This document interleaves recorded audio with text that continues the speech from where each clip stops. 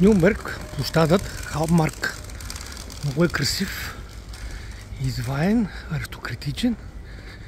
И общо взето, човек трудно може да си представи как това цялото нещо, Втората световна война, било стринато и възстановено до абсолютно първичния си блясък, който може да бъде.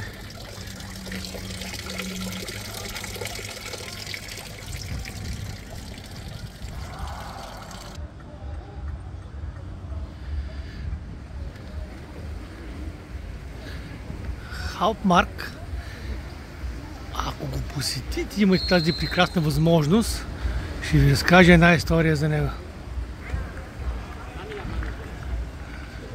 Имал един майстор, който бил накаран да построи съвършен паметник. Тогава чиракът се бил влюбил в дъщеря му, но тъй като той е бил чирак, майсторът не му разрешил да се ожени за дъщеря му. Това е паметникът, за който ви говоря. И има една легенда, че чиракът направил халка и я зазидал, вградил вътре в самия паметник. Ето това е халката. Поверието гласи, че ако дойдеш тук и си пожелаеш нещо, сме живи и здрави всичките, и се завърти 3 пъти по часовниковата стрелка, то желанието ще бъде сбъднато. Това е поверието. А самия паметник е нещо красиво, изящно, невероятно нещо.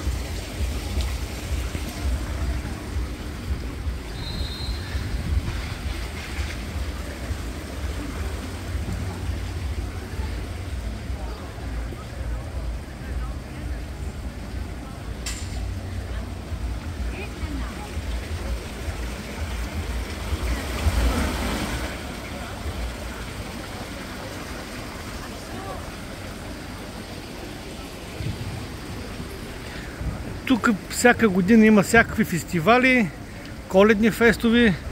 Интересно, след свършването на феста, който беше преди седмица, сега виждам, че има някакво турнирче. Общо взето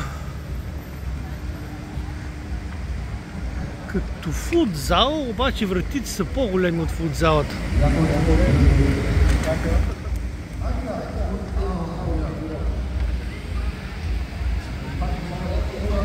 Катедрали. Красиво е.